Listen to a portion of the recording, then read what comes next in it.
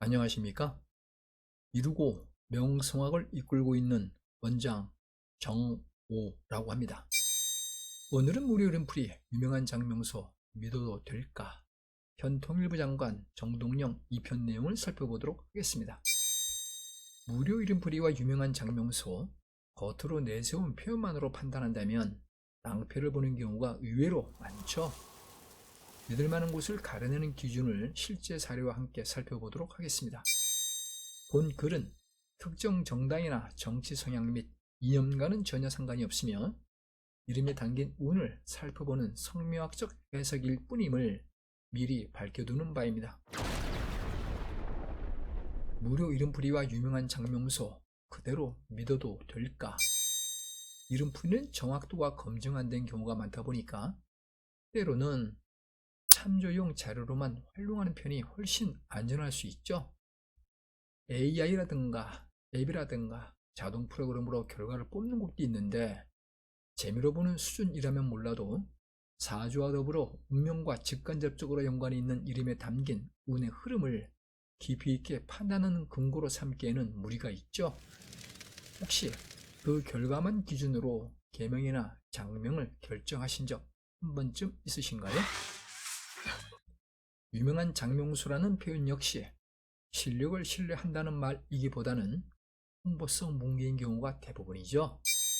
2010년 KBS 소비자 고발에서는 이런 홍보성 문구를 구실로 방문한 분들에게 조상운을 탓하며 불안감을 조성한 뒤 영업으로 이어가는 사례가 방송된 적이 있었습니다.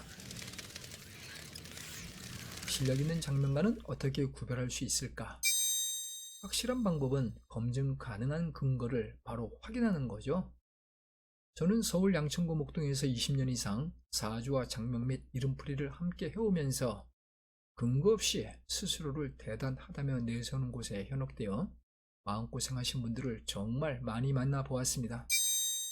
저는 2011년 4월 7일 이름코드가 비밀 제18대 대통령 누가 될까를 출판했는데 판단 근거를 세상에 내놓으면서 검증받기 위한 방법이었죠. 결과로 입증된 명확한 예언이란 쉽지 않은 일이며 또한 과거 이야기를 끼워 맞추는 수준의 풀이는 누구나 할 수 있는 기본에 불과하죠.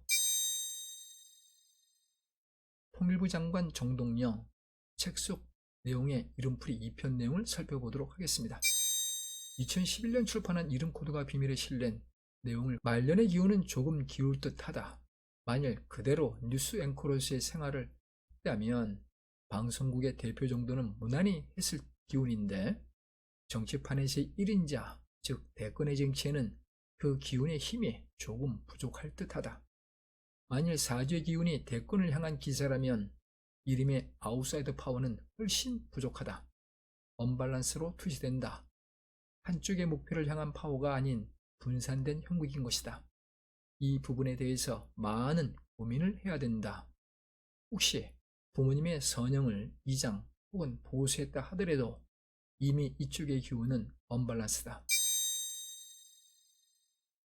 인사이더 파워의 전체적인 기운은 위협심이 강하고 영웅적인 기운으로 일세에 그 명성을 떨치나 변화무쌍한 기운에 의해 성공과 실패의 기운 속에서 타인으로부터 공격을 많이 받는 기운으로 꽉 차 있다. 인사이드 파워의 기운의 초년 운세부터 이름을 떨치는 기운의 발복으로 승승장구하였으리라. 그러나 그 이후의 기세는 순탄치 않은 복선의 기운이 밀려온다.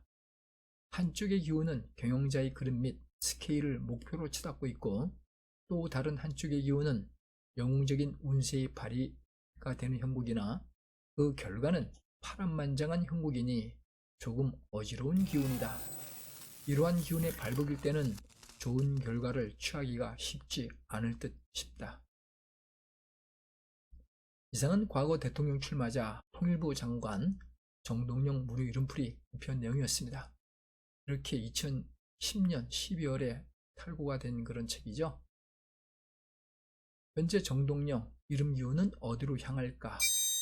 이 인물은 2004년 노무현 정부 시절 처음으로 통일부 장관을 역임한 뒤 2025년 20년 만에 같은 자리에 임명되었습니다.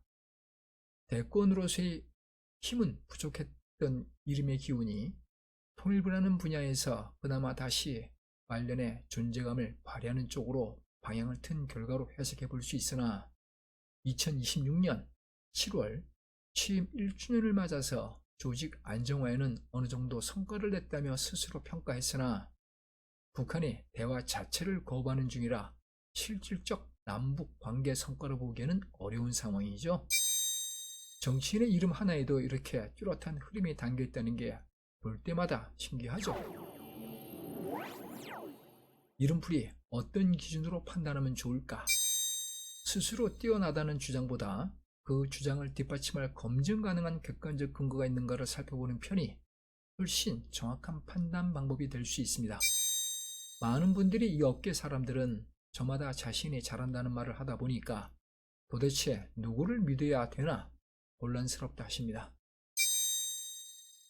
신생아 장명이든 이름 개명이든 사주풀이든 위로가 되었든 무료가 되었든 무작정 믿기보다는 한 번쯤 심도 있는 검증이 필요하며 또한 근거를 확인하는 습관이 오히려 좋은 이름과 인연이 되는 빠른 길이라 볼 수 있습니다.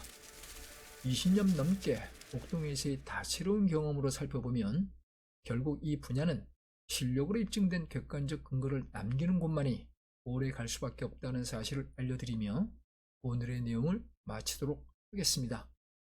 이루고 명성학 원장 정오였습니다. 감사합니다.